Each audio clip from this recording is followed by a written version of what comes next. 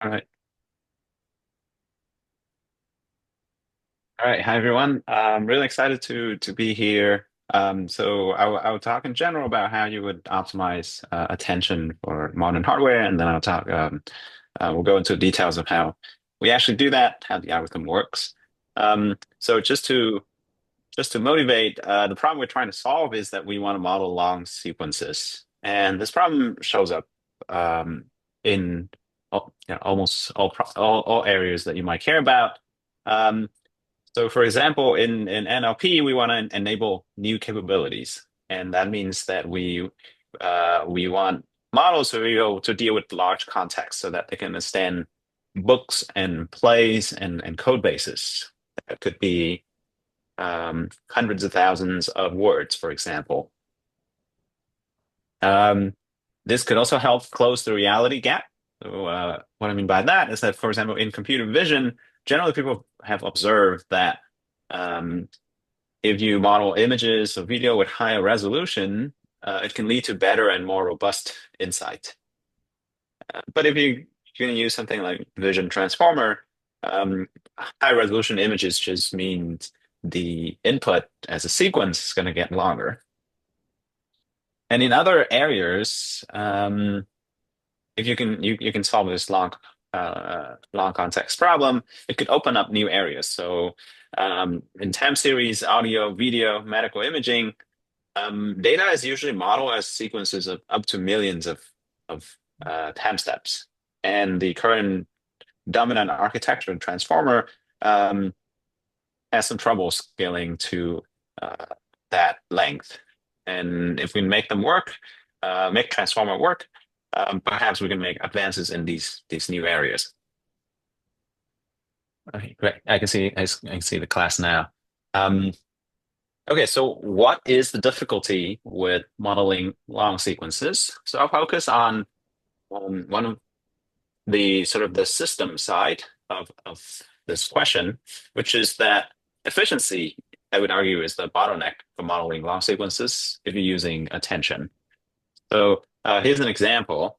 Um, by the way, I'm using context length to mean how many other elements in the sequence does the current element interact with, because we're doing sequence to sequence modeling. So what happens if we just increase the context length? What's so difficult? Um, Generally, increasing the context length would slow down or maybe completely stop training. Here's an example. So this was um, I took Megatron LM, which is this state-of-the-art training library from NVIDIA. Um, and I measured the training speed on A100 of two models, a 1B model and a 3B model. Yeah, relatively simple. Um, and if I use 2K context length, which was pretty standard about 2, 3 years ago, um, we get training speed of around uh, one 140 teraflops per second, which is about 50% of the theoretical max, and this is very reasonable.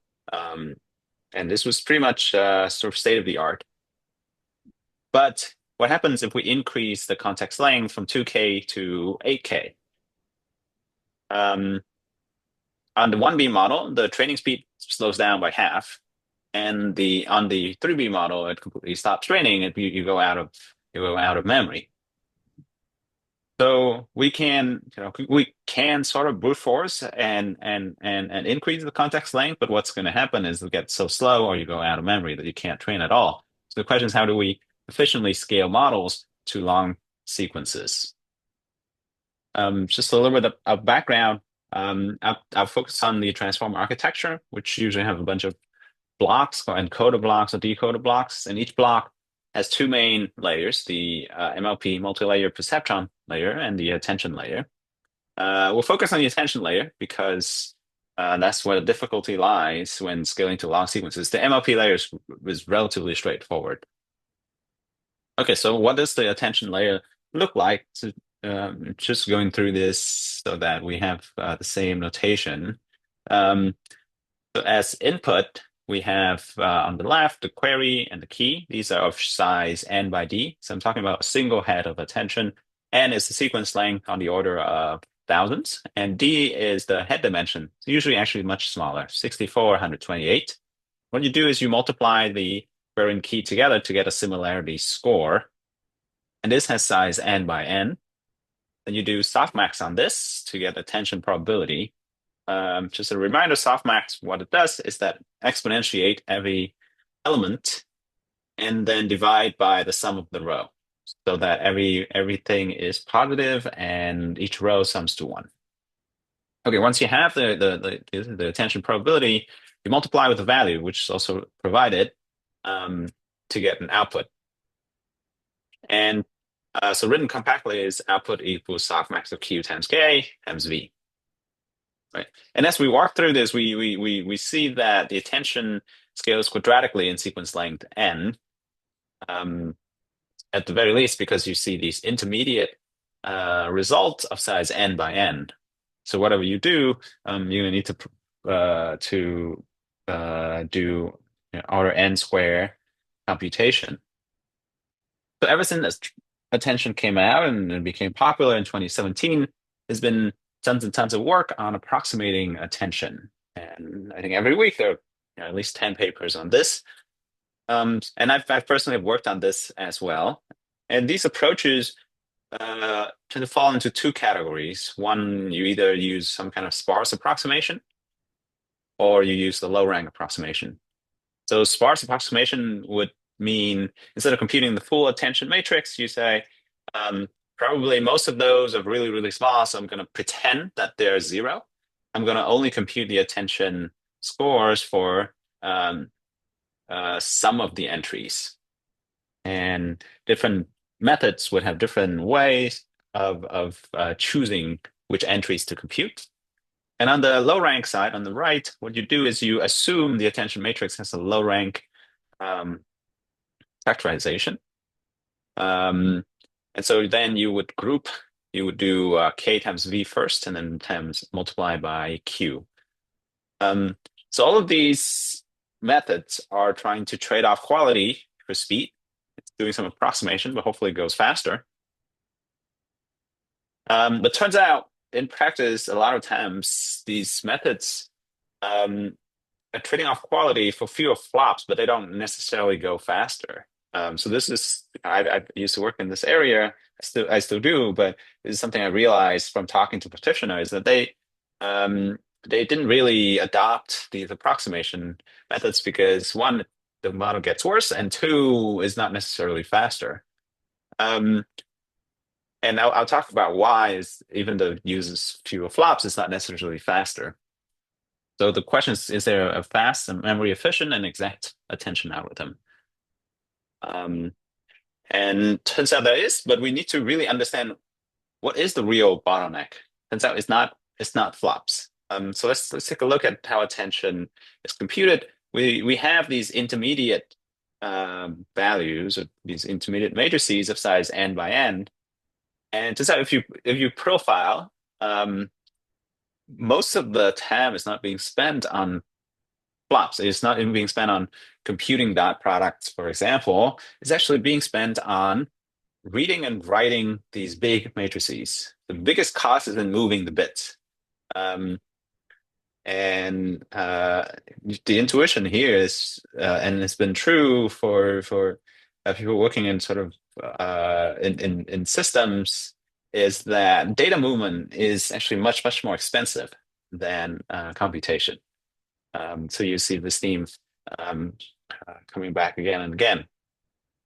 So the standard implementation of attention would require read and write to slow GPU memory because you have to write these matrices down to memory, then read them up to do softmax, for example.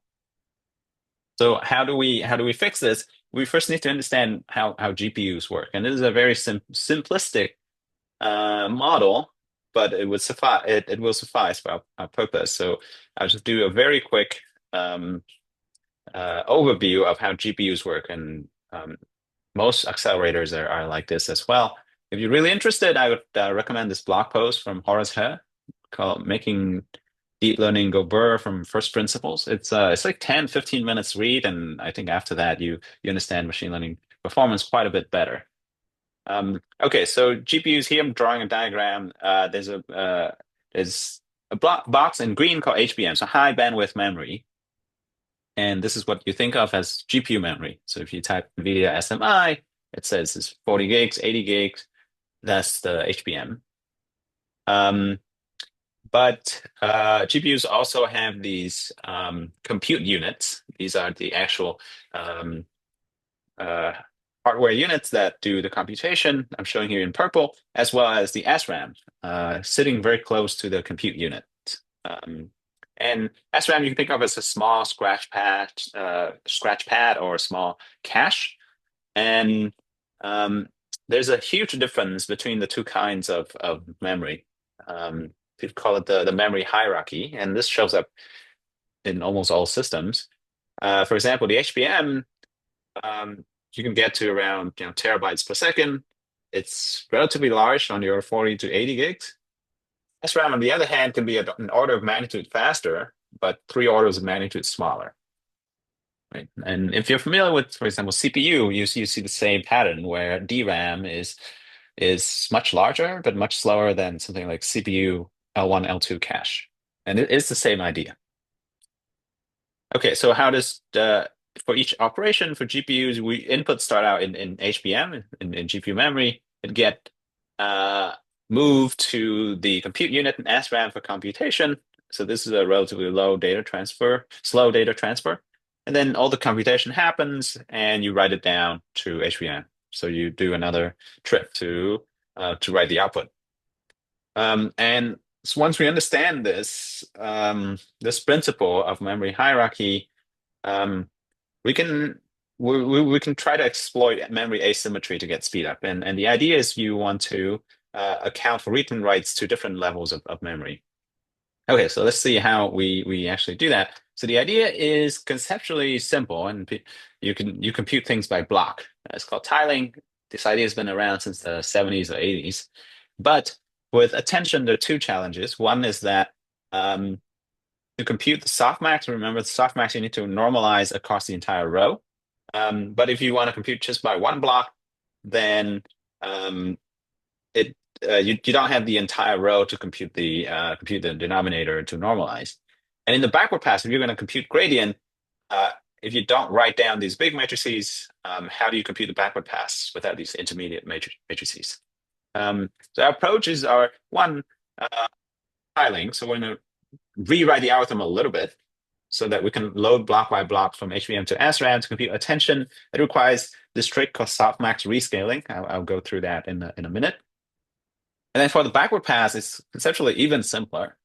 We don't store the attention matrix from the forward pass. We recompute it in the backward pass. Again, the idea is data movement or memory read and write is expensive and computation is cheap. Okay, so let's see how we actually do this. So for the next two, three slides, I'll go into details of how the algorithm works. There's a little math here. If you don't follow completely, that's fine. We'll pop back up in a little bit and do a higher level. Okay, so I'm just writing things out in block. We have the query and the key. You multiply them to get the score. Then to compute softmax, you exponentiate to get A. And then you compute the row-wise sum L. And you take this matrix, multiply by V. So the output will be A divided by L. So that's the softmax normalization multiplied by V. And if you want to compute things by blocks, you can split the queue along the sequence length dimension. So that's relatively easy to split, in some sense, embarrassingly parallel. But how do we split K and V? So let's try doing that. This is for our first attempt. Let's say if we try to split K and V, K into K1 and K2, and our goal is to load each block from HBM to SRAM, and we want to do local computation. Because if we can do local computation, everything sort of stays in SRAM, and that's where we get big wins. But let's see how we do it. Okay, so we're going to proceed as before. We're going to compute S1 is Q times K1, S2 is Q times K2. I haven't changed anything except just writing it in block notation. And to compute softmax, we're going to exponentiate. A1 is exponentiation of S1. Similarly, A2 is exponentiation of S2. And now to compute the softmax row-wise normalization constant, we see that we have to take the sum of the row of A1 and A2. So this is where the trouble lies because you need both blocks to get the right constant. And if you do this, you multiply by V and you've split V into V1 and V2, then the output is going to be A1 divided by L times V1 plus A2 divided by L times V2. So I haven't changed the algorithm at all. I've just written it in terms of block notation. And we see that computing the normalization constant and computing the output would require contribution from two blocks. And we can't just do one local block. But since that we can, we just have to tweak the algorithm a little bit. So this is our second attempt. So I've written it out in the top right, the things that we want to compute, which is the normalization constant for the softmax L and the output O. Okay, so let's see how we can change the algorithm. I'm going to note boxes in blue to mean things that are stored in HBM, and things in white and orange to be that are computed in SRAM but not stored in HBM. So SRAM is much faster. We want to keep most things in SRAM. Okay, so we're gonna, as before, we're gonna compute S1, which is Q times K1 in SRAM. Then we're gonna exponentiate A1 equals exponentiation of S1. Nothing has changed from the previous slide. But the first change is now we're going to compute a sort of a temporary or a local softmax normalization, which is just the row sum of A1. Okay, and then we're going to multiply by V1 to get some temporary output O1 equals A1 divided by L1 times V1. Okay, so on one hand, this is great. We've only touched the first block. Everything is local. So if we can just load the first block into SRAM and do all this computation, that's perfect. But the denominator is wrong, right? If you compare it to the top right, where the output is A1 divided by L times V1, and here the temporary output is A1 divided by L1 times V1.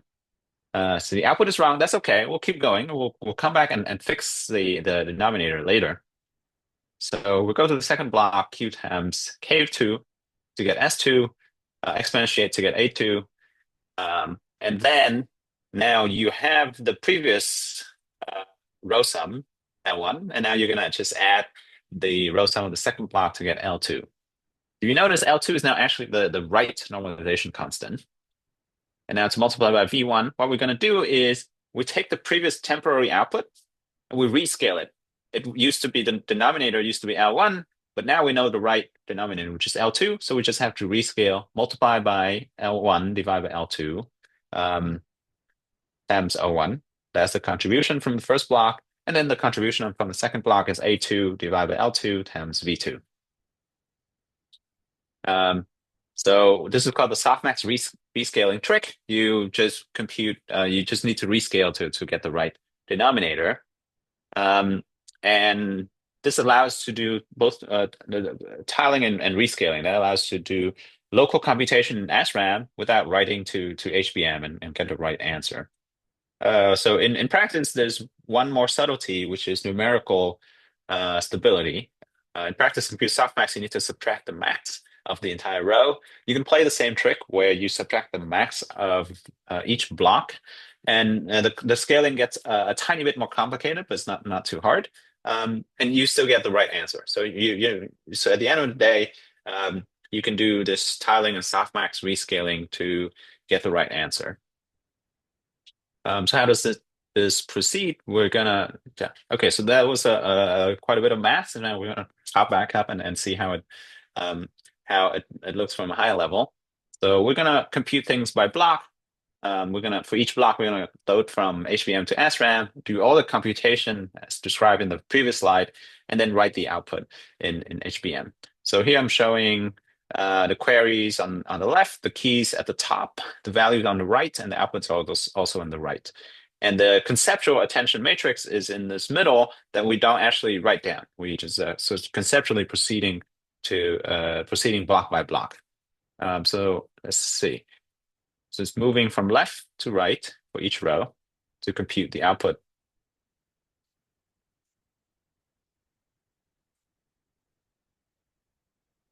Okay, so in the backward pass, um, remember that we didn't write down S and A. Um, Turns out you can just recompute these things. Um, and turns out recomputation is cheaper than storing and loading. So here's an example comparing standard sort of way of implementing attention and flash attention. And in terms of gigaflops, standard flash attention would have more gigaflops because it's going to recompute S and A in the backward pass.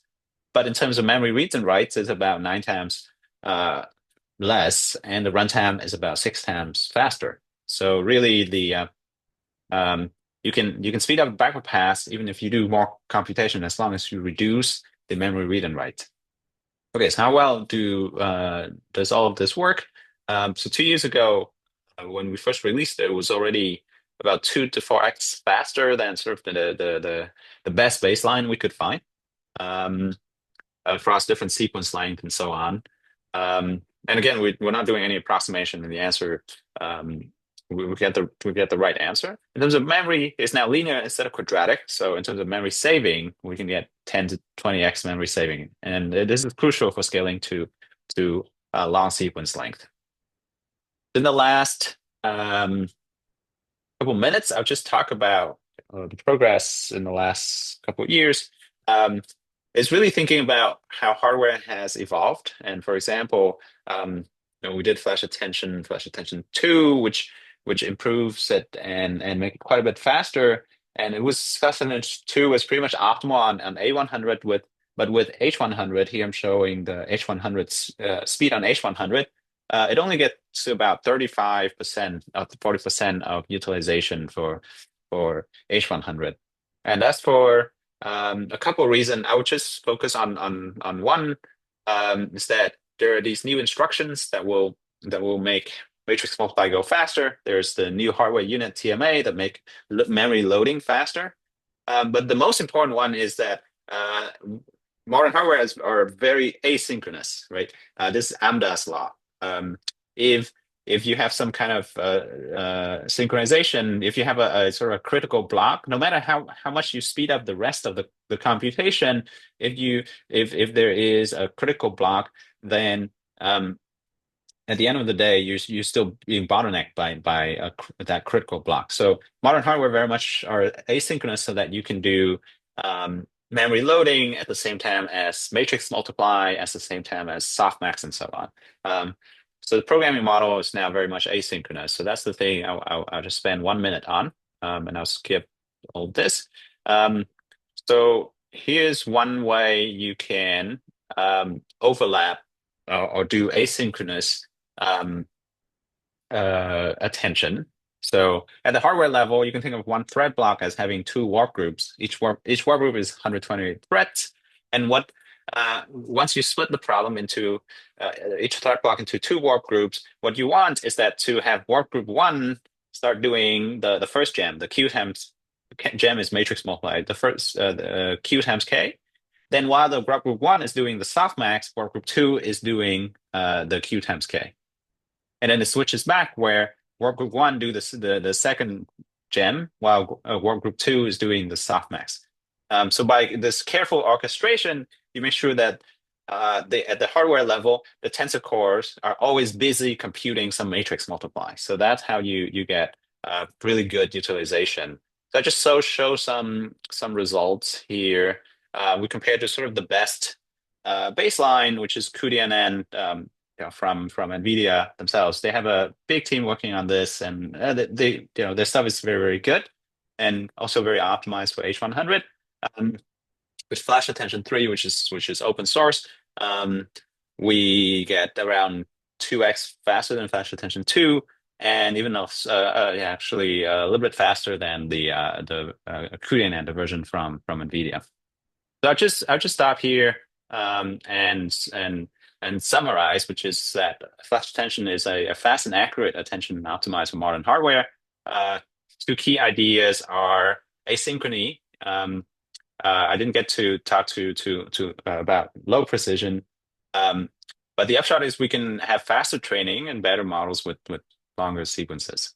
So with that, I'll stop here. Thank you for your attention.